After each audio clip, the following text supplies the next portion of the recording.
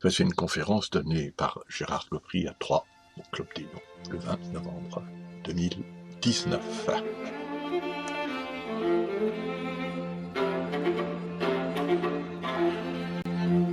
N'hésitez pas à arrêter les diapositives que vous désirez regarder un peu plus longtemps et reculer si nécessaire. Quelques mots seulement sont ajoutés aux photos. Il vous restera le temps, à votre guise, d'admirer et de méditer.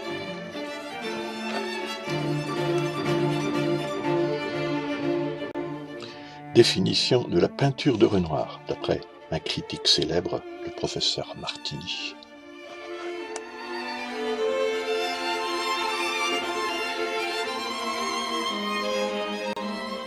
Et une profession de foi de Pierre-Auguste Renoir lui-même.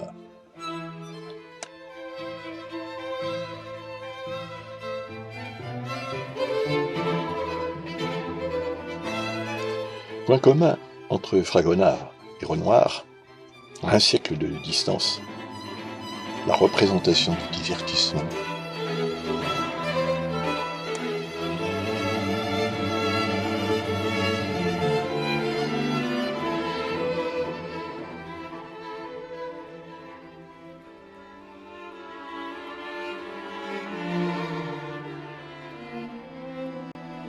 Une diversité d'œuvres qui ne lui laisse pas le temps d'une méditation philosophique, ni le temps ni le goût.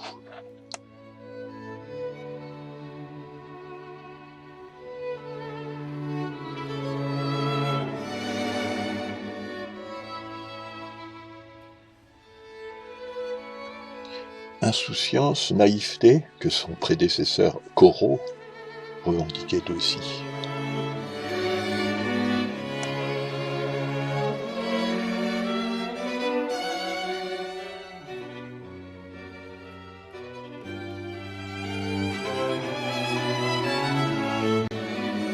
Première partie, ses premières années, sa famille, une famille simple, modeste d'artisans.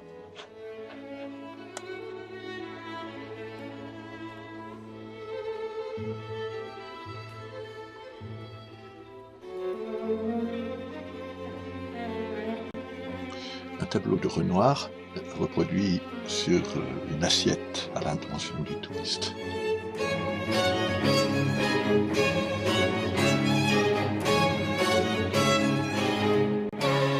On comprend mieux pourquoi les éventails des tableaux de Renoir est de belles couleurs.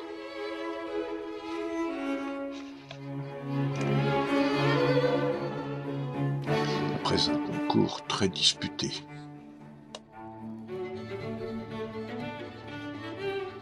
de nombreux élèves ont travaillé dans l'atelier de Gleyre, peintre et professeur.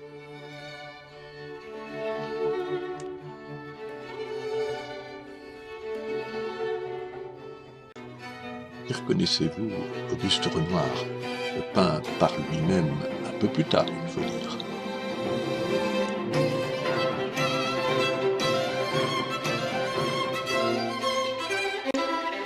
Ses débuts, ses rencontres et donc ses influences.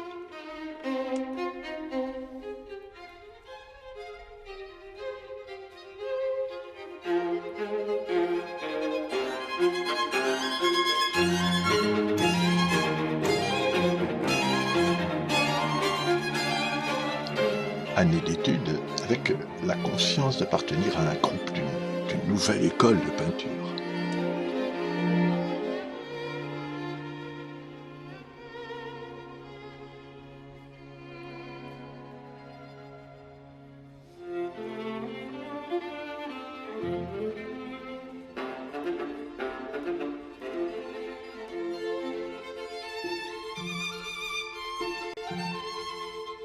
Non seulement des peintres, mais aussi des défenseurs du nouveau mouvement impressionniste.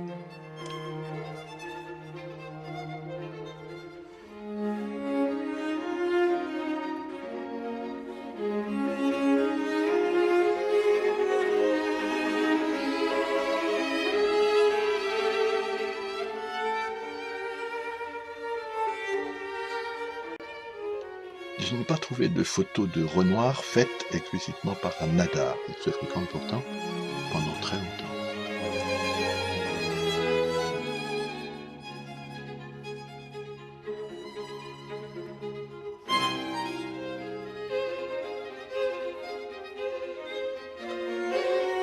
Cette photo, en revanche, cette photo de Monet, elle est signée Nadar.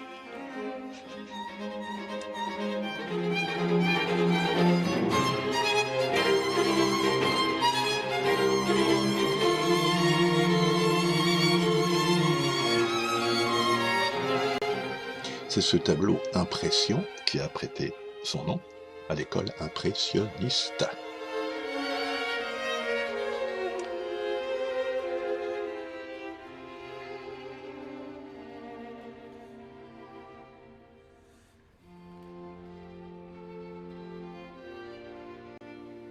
Pour être accueilli au salon officiel, il faut faire des concessions que Renoir accepte mal.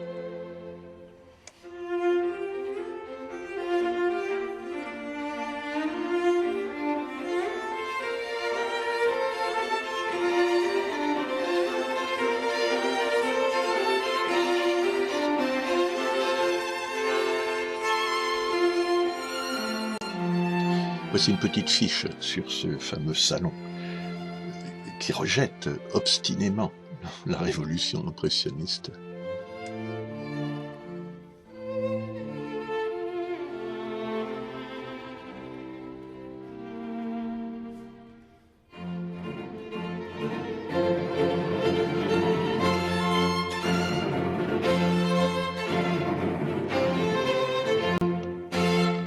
Renoir sait reconnaître ses dettes parmi les peintres qu'il précède, mais son originalité éclate d'autant plus.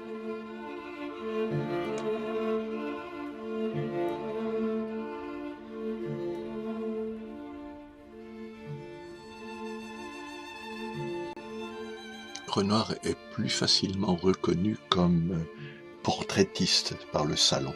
De plus, Sisley est lui-même un peintre.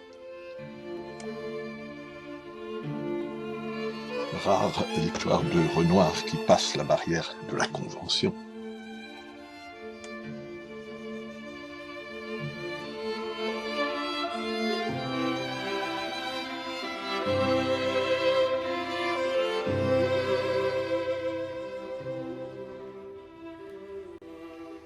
Voilà de quoi comparer Renoir et Monet, pour les distinguer.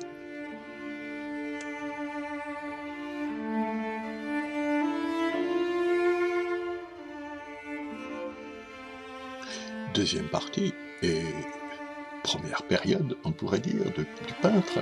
Renoir crée son style, au contact de son ami Monet et des autres.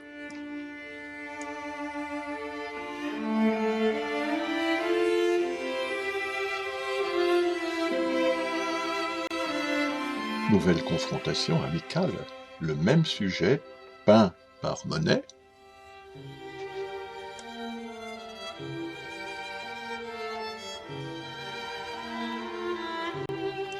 et par Renoir.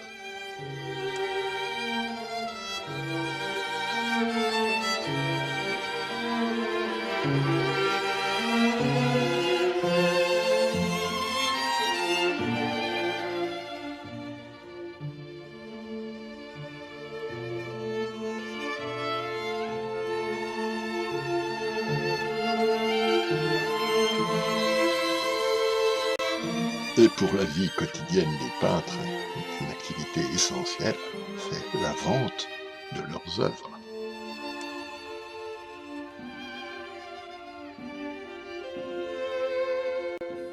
Devant ce tableau, les critiques sont plus réticents que les visiteurs de l'exposition.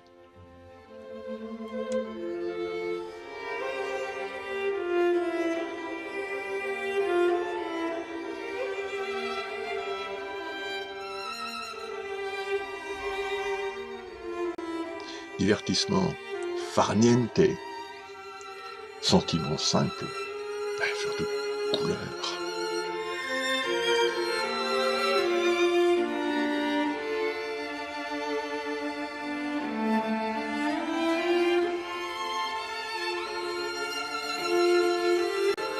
Scène de la vie quotidienne.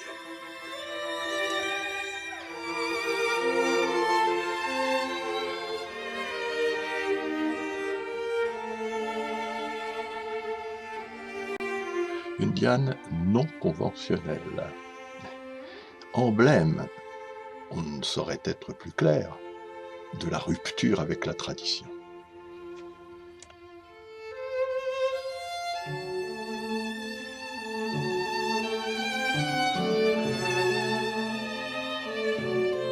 Entre peinture de la vie quotidienne et portrait, habile dosage,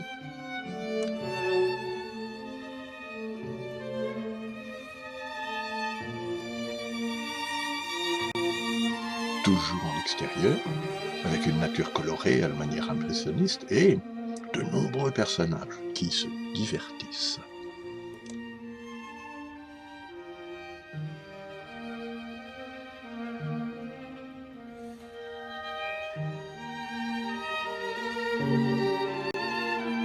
Du ciel, de l'eau, des passants, des couleurs.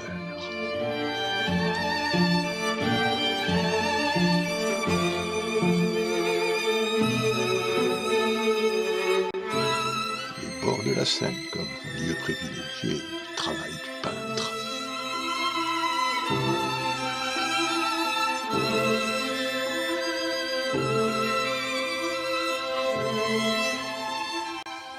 Avec son festival de couleurs.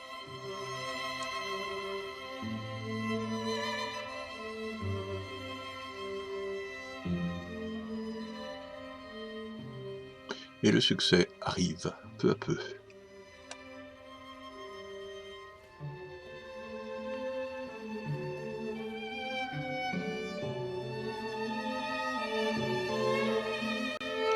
Œuvre à comparer, bien sûr, avec la suivante, de Degas.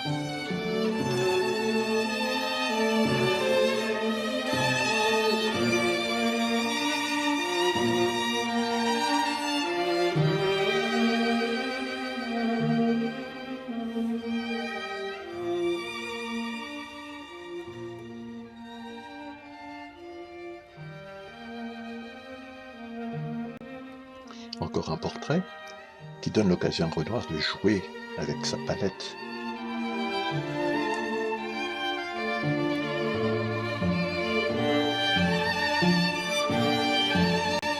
La deuxième période de Renoir qui vise un peu trop la reconnaissance des salons.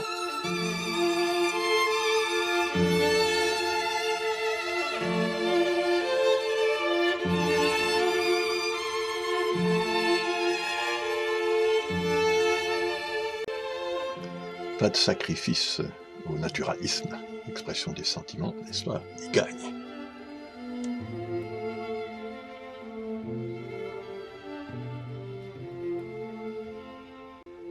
Comment douter ici du talent de Renoir?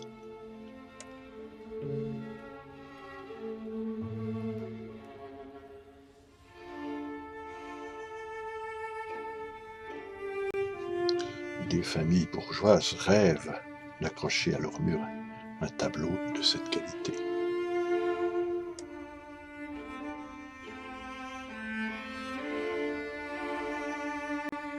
À l'imitation d'Ingres, la ligne de Renoir, ici, est plus affirmée.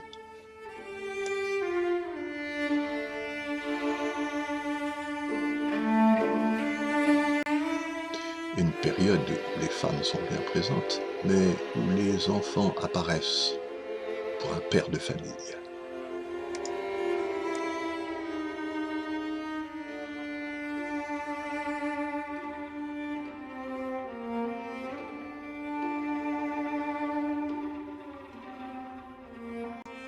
Le divertissement ne quitte cependant pas ses préoccupations de peintre.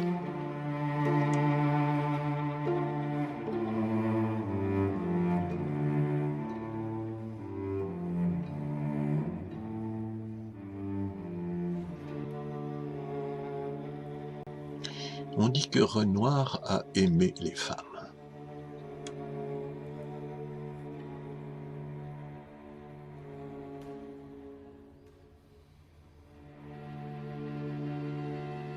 Caillebotte a été un ami précieux pour Renoir, en lui achetant des toiles, par exemple.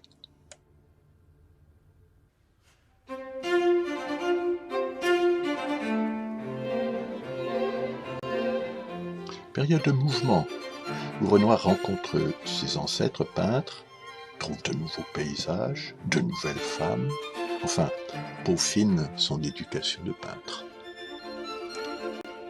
Il rencontre Cézanne en Provence.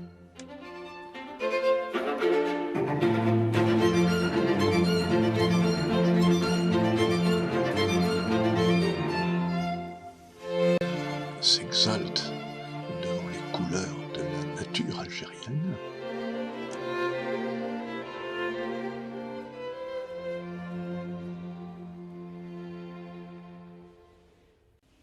Trouve des modèles noyés dans les couleurs, elles aussi.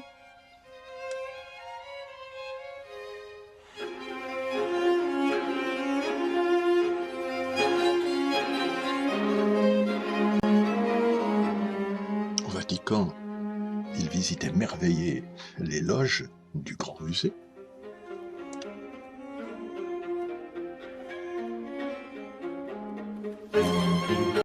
Admire les couleurs conservées sur les murs de Pompéi.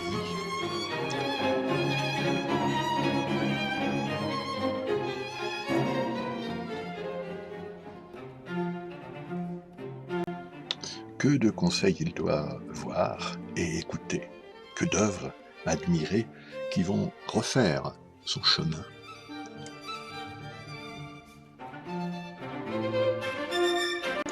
Pour bien comprendre ces questions, il faut comparer Ingres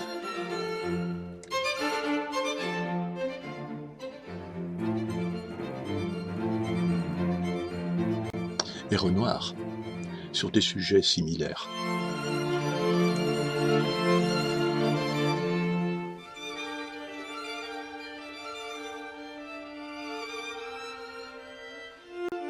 À regarder en boucle.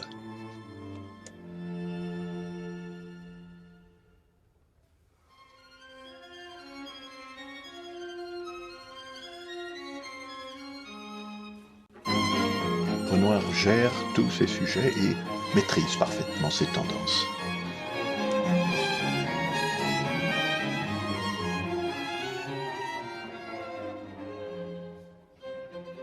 Et voici sa troisième période, celle de l'épanouissement de sa maturité.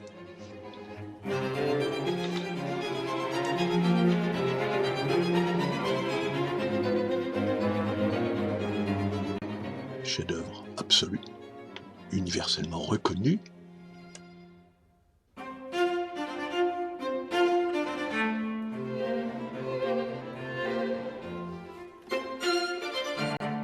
Moins connu, mais réunissant si bien ces deux directions, la femme, l'enfant, dans la nature.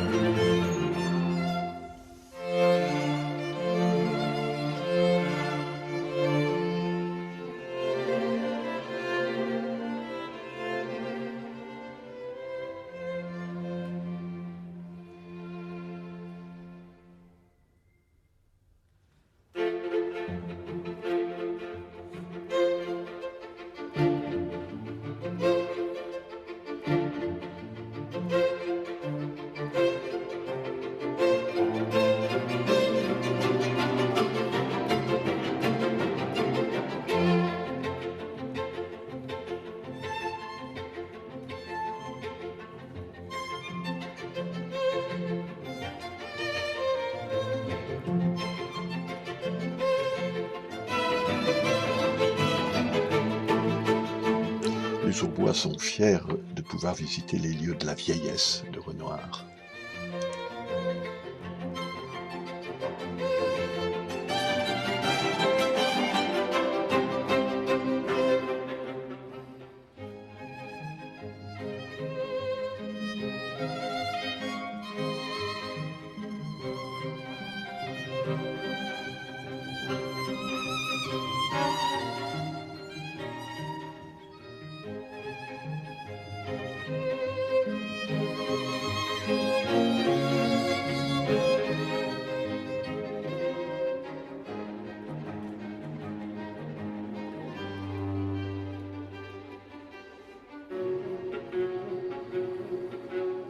Récapitulons, voici la généalogie un peu turbulente de Renoir.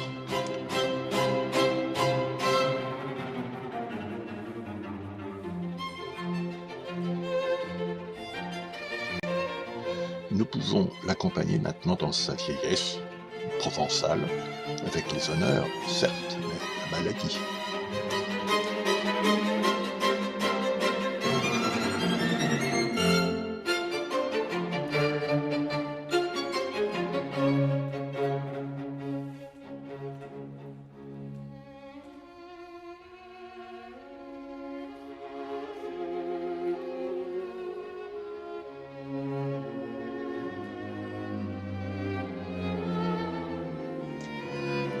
Ce n'est pas vraiment la maison ni le jardin qui compte, mais le regard, celui de Renoir, puis le nôtre, pour créer une impression.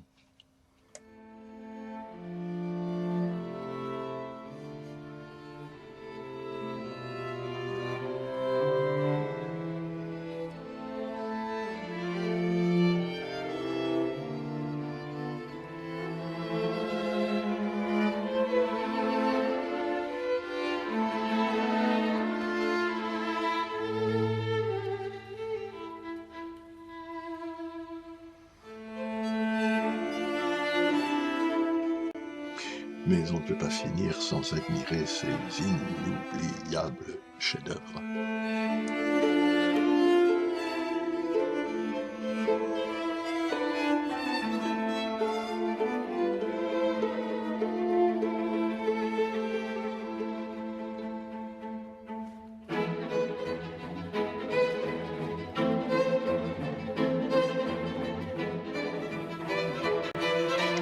Notre regard sur le monde a changé. Les femmes ont changé, nous dit Proust, grâce à l'œil et au pinceau de Renoir.